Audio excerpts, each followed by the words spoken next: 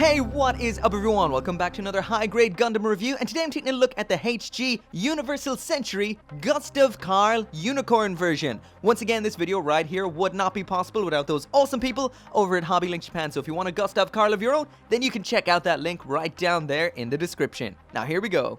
So here is the Gustav Karl out of the box and put together, and this is one fantastic looking kit. It looks so nice. It is really because the Gustav Karl itself is such an awesome looking mobile suit. Too bad it doesn't feature that much in anything yet, per se. We have seen it a couple of times. I did show that in the unboxing, but there it is in Mobile Suit Gundam Unicorn. Doesn't last too long against the Jesta, and there it is in Mobile Suit Gundam NT.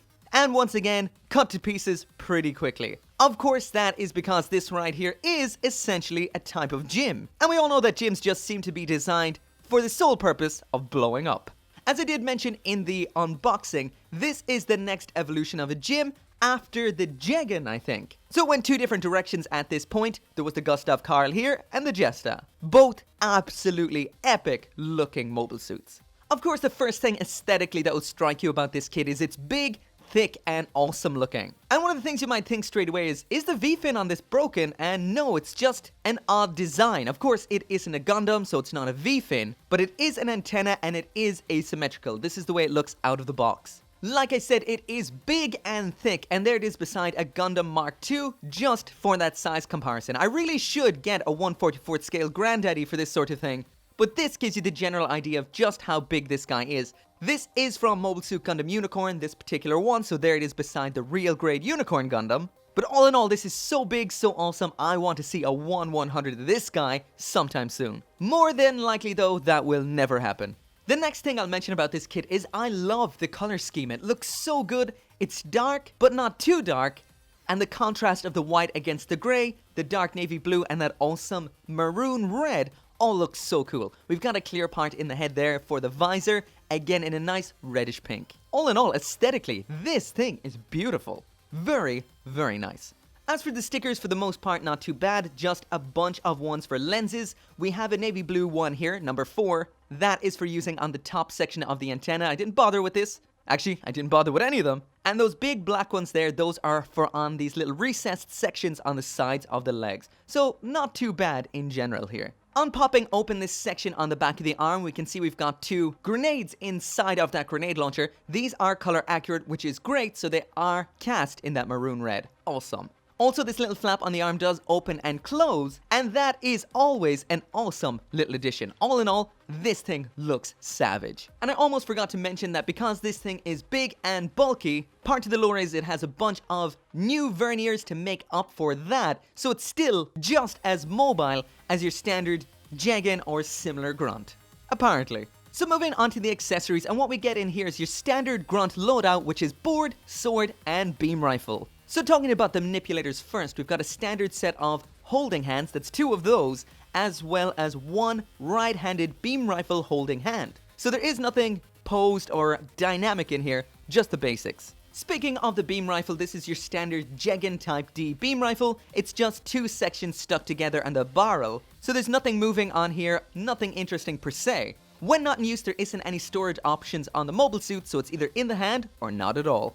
It's also worth mentioning that there is no sticker or anything in here for the lens. This is as basic as beam rifles come. Next up then, we've got a pair of standard pink beam sabers. Nothing too interesting about these. That's what they look like when held by the Gustav Karl. When not in use, you can just pull out the beams, slide down the side skirts, actually slide them completely off, and you can attach them in here like so. You can put these in like this for display purposes as well, just to show them being deployed, but all in all, they just slot in there when not in use. Last up, and probably one of the major similarities this has with the Jesta, is this absolutely awesome shoulder shield here. This just attaches on like so, can tilt up and down at this point, rotate here at this point.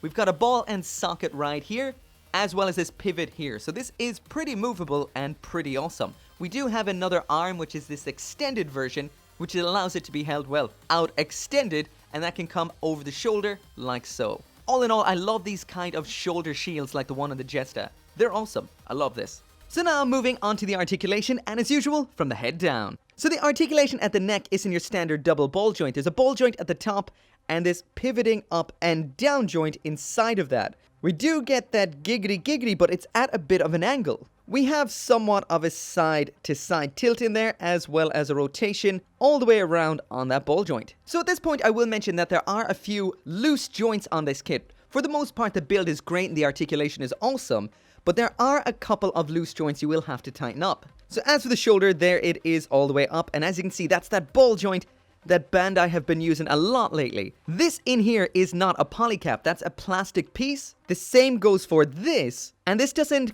click in or anything like that, it just slides in barely. So any sort of movement at all just makes this kind of wiggle out and eventually pop out. Not great. The worst aspect about this is you can see this is a really nice joint in here. This pulls in and out from the shoulder, and this one in here should tilt upwards, but this is so weak it pops out before that does. So this does have an upwards movement in here, which is really cool, but the cup and ball, or should I say the ball and socket, just aren't secure enough to pull that out. It just, instead of lifting out, just pops out. Too weak. Anyway, if you did manage to pull that out of there, this is the sort of movement you would get, which is great, but once again, once that's down like so, it just pops out instead of moving that up. Pretty crappy. I almost forgot to mention as well, when this pulls out like so, it can swing forward, but it immediately loses all strength. So that means it just flops like this, like flop, flop, flop. So if you're trying to get it into a particular pose somewhere between all of these, yeah, you're wasting your time. It's just going to be like, whoa, whoa, wiggle, wiggle. So again, bad joint strength. As you can see in there, the shoulder joint doesn't directly attach to the mobile suit. It's this flap and this joint in here. So that means the shoulder armor is part of the arm and does not move separately. This little piece up here that pivots ever so slightly. We have that typical rotation up.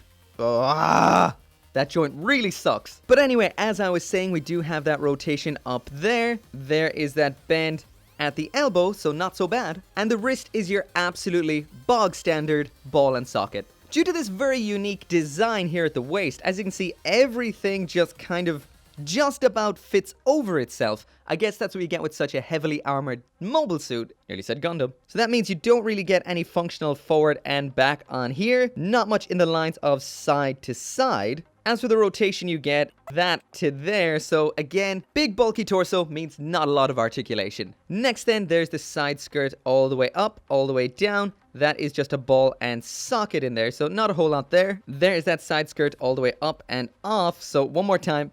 All the way up, you're not going to get any of that without it disconnecting. All the way down, no back and forward here. Big butt flap back here with a bit of premium movement, a little bit. So as for the kick all the way up to the front, you're not going to get a whole lot here because it is blocked by that restricted front skirting armor. Inside the waist here, we do have that rocking side-to-side style joint that's holding both legs in there. So that means you can rock this a bit to the left to get a little bit extra from that leg, but not a whole lot. If you squeeze it between the side skirt and front skirt, you get a bit more, but all in all, not a lot. This is also a pretty weak joint here, falls off quite a bit. As for out to the back, you can see it is quite limited here as well. Even though we've got a semi-premium butt flap, it doesn't go too far. Out to the sides, once again, it is blocked by those big side skirts. You would get the full splits if you took those off, but with them on, you're not getting that. So inside the waist joint here, we have a whole lot going on. We have ball and socket polycaps here. Those attach into this little section here to give you this movement on top of the ball joint movement.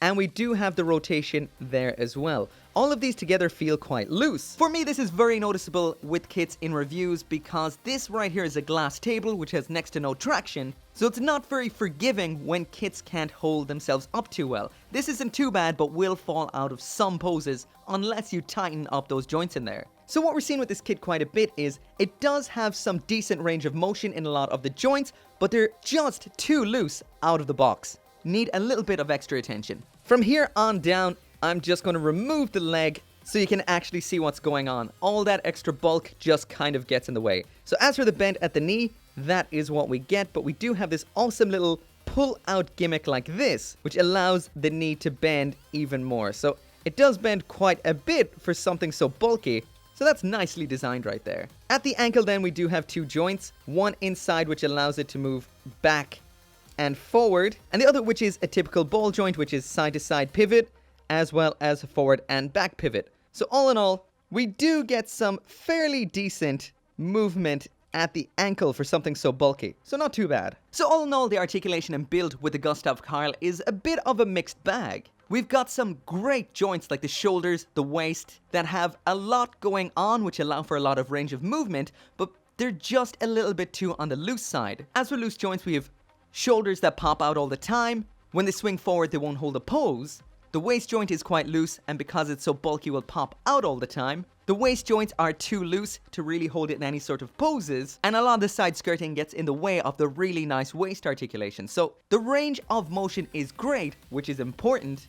You can't do anything really about that if that's bad. However, the joint strength is a bit weak, but you can fix that ever so simply.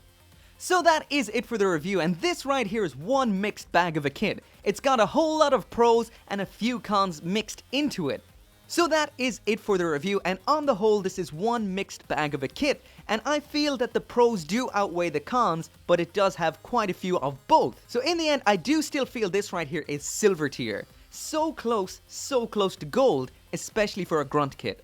A lot of its issues are easily fixable. The joint strength is one of the major issues here. For a bulky kit, this has great engineering and great range of motion, but I guess not enough time was spent perfecting all of that, so a lot of those quite intricate joints are a bit on the loose side. So while you're building this, take some care to tighten up the shoulders, the waist, and inside the hips. They are the areas that need that extra attention. If they are all tightened up, this will be one excellent kit. The other main point that stops this from becoming gold tier is the fact that the articulation could be a little bit better. And I know that is a bit weird to say about such a bulky kit that has great articulation, but the side skirts block an awful lot of the action and the torso doesn't really do anything whatsoever.